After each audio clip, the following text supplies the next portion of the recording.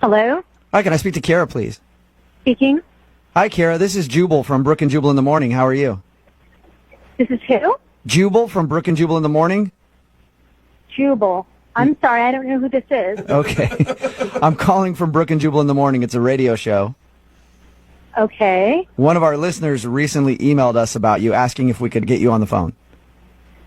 Someone wants me on the phone? Yeah, sort of. We do a segment on our show called the Second Date Update. It's basically if you go out on a date with somebody and then blow them off, they email us and ask if we can get you on the phone and ask if they did something wrong. Who would do that? His name is James, and you recently met him at a convention. God, really? Yep. James emailed us and asked if we could get a hold of you because you're apparently not answering any of his text messages. Did you like James at all? Well, I liked him on our date until the very end, but no. Are you talking about the point where he asked if you wanted to go back to his hotel room? He told you that? Yeah, he did. Yep. He told us because we asked him about your date and about meeting you. He said that he really liked you, but he also felt like he kind of overstepped his bounds there, and he felt bad about it. He kind of overstepped his boundaries? I mean, did he tell you everything?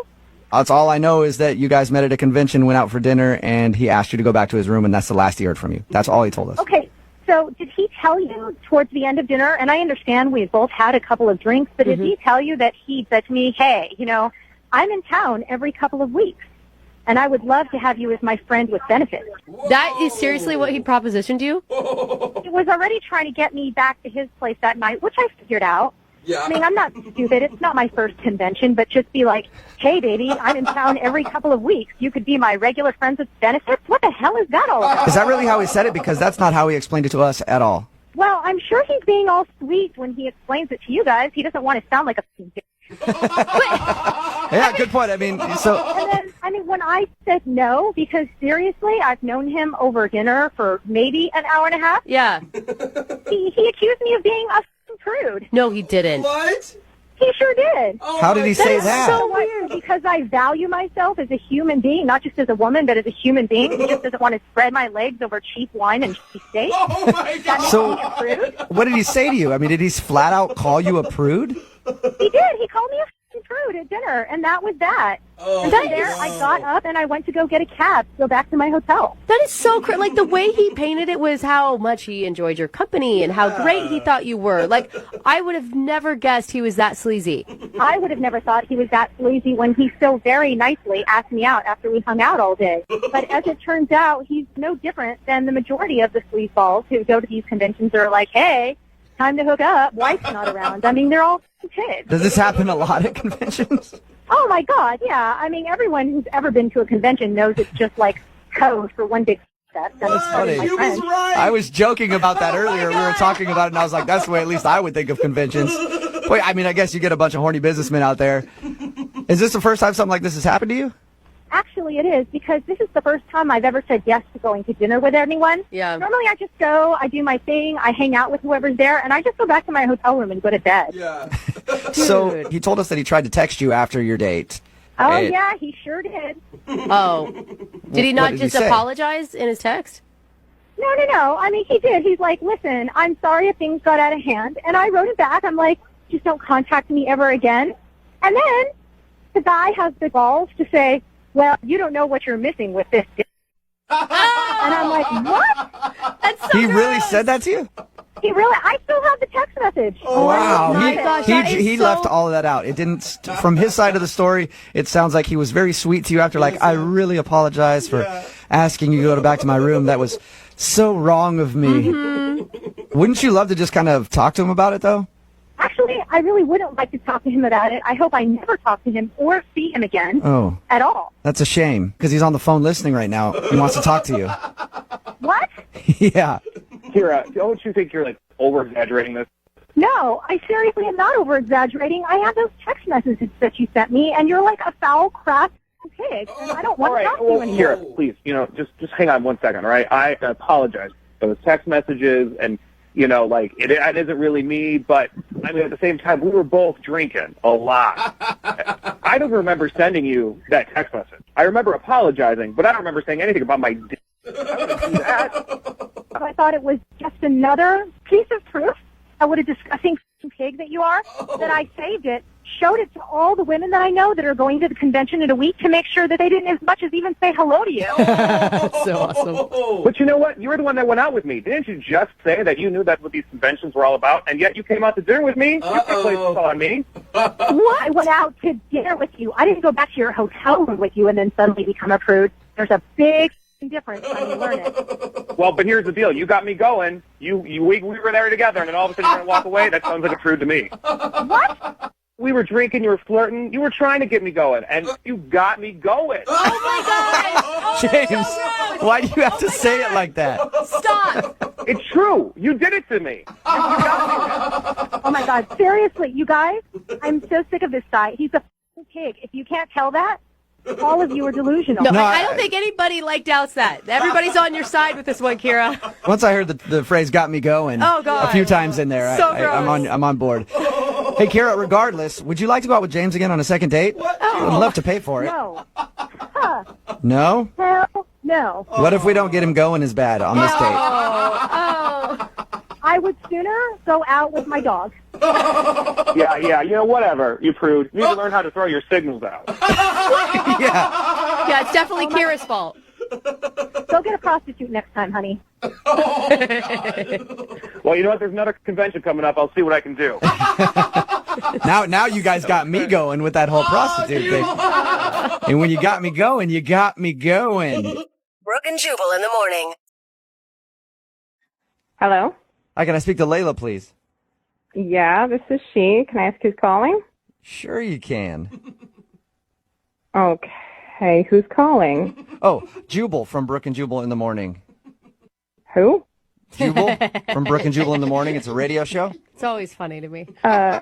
What's all that? That is Brooke and Jose and me, Jubal, We're from all Brooke and here. Jubal in the morning. It's a radio show. Okay. Hi, everybody. Hi. Still not What's putting going it on? together, are you? What's going on? Well, I'm calling you today because we actually got an email about you from one of our listeners. His name is Jared. Okay. And Jared told us about the night that you guys met.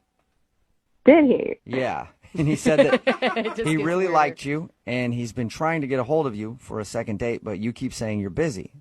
Yeah, he called me last night, and I ignored his call. Yeah. He said that you've been ignoring all of his calls. Is there a particular reason? It just wasn't what I thought it was. Could you just tell him you didn't reach me or something? Well, I mean, can you give me anything specific that I can tell him? He did. Look, he told us that you're a glass blower, right?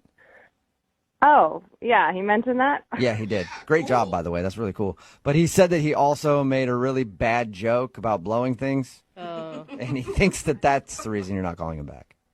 I mean, among other things. Was it, I mean, like, that was bad and made me roll my eyes. Did he just come off kind of like a bro? I mean, yeah, he was just really immature. Like, that joke, whatever, probably like 90% of the people that find out what I do make that joke, and then we move on. Right. But, like, I don't know. It got weird. Well, what do you mean immature? Like, okay, so he told you about all the coloring? Like, that was a coloring night at the Yeah, bar? he said you were really good at it.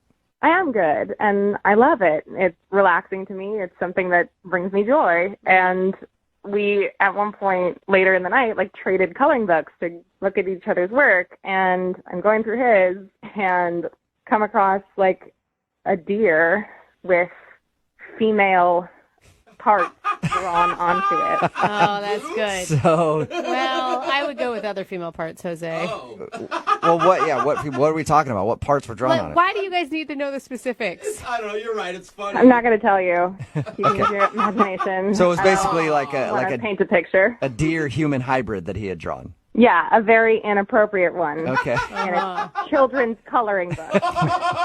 And I started flipping to the next page and the next page, and every single cute, cuddly animal, I kid you not, had some sort of inappropriate addition. That's awesome. No, it's... You didn't find that funny? I would have laughed. I mean, yeah, like 10 years ago, but I enjoy coloring. It really, like, it means something to me. I'm an artist, and, like, sorry, I'm not interested in dating a 12-year-old boy. Maybe he thought you would think it was funny too, don't you think?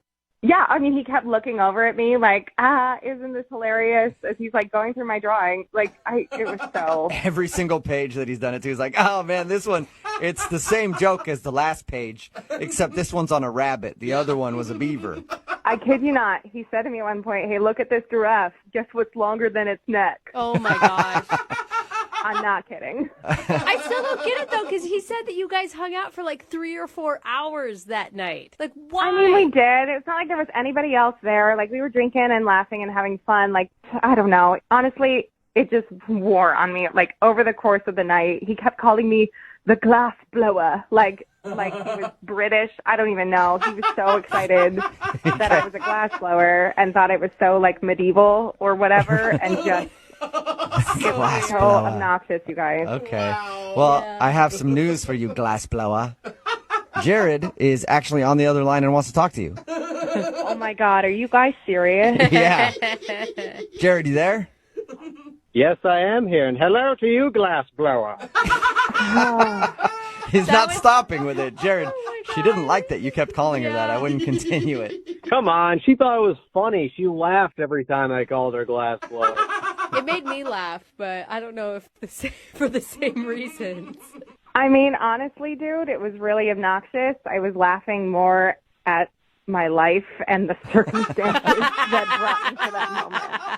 You could have fooled me. You seemed like you were enjoying yourself. After all those drinks I was buying, you seemed like a really condescending, I have to tell you. Whoa! Wow. I mean, did you not wonder why I kept needing another drink? Like, Jared, that was intense, man. Why are you name calling all of a sudden? Because I was doing a nice thing. I was taking this girl out to another bar, and we were having a good time. And now she's saying that I'm acting like a 12-year-old, and that you didn't even ask about any of those things. You just laughed along, and on the inside, you hated my drawing. Jared, in her defense, what is she supposed to ask you about drawing genitalia on woodland creatures? If it was so offensive to you, why didn't you say anything? Not to mention, half of those were my buddy Rob's anyway, which you didn't even care to ask about. Oh, He's offended. Well, who's defensive about the drawings? Like for me or Rob. I mean, I'm sorry. I didn't know that half of them were your buddy Rob. But, like, the second I saw them, it became pretty clear to me that you were not somebody I could have a conversation with. And, like, Well, what else then am I why gonna did do? you continue to have a conversation with me for the next 4 or 5 hours? Well, I wanted to be out that night. It was my one night out a week. And, like, whatever. It was fine. But I don't want to pursue it again. You know what I mean? I just don't feel like seeing you again, which is why I avoided your calls. And now I'm on the radio. Like, what are you thinking? Wow, my God. I thought you were way more fun than this. I guess sober you are just obnoxious to be around. Wow. Jared, how can you not own up to any of that? Like showing a girl a bunch of boobs and other parts and then glass blower joke, like the whole thing is pretty obnoxious. God, you too? What is it with you guys? We were getting wasted at a bar and coloring in coloring books. It's supposed to be fun. Yeah. No, this is serious stuff, Jared. Well, apparently, for the girl that has Tolstoy written on her arm, it must be pretty serious. Listen. All right. It sounds like what you need is some 21-year-old co-ed who's going to go do shots off of you at a bar, and, like, maybe you guys can color on each other with markers or something. That's just not something I'm interested in, okay? You should be dating some 50-year-old college professor with erectile dysfunction that wears nothing but tweed jackets every day. Great. If I can have a conversation with him, I'm set. All right, well, it looks like you two have figured out your type at least, but I still have to ask the question. Layla, would you like to go on a second date with Jared? We will pay for it. Yeah, I'm good. No, you sure? Oh, shocker. It sounds like you were right on the fence. It does, doesn't it?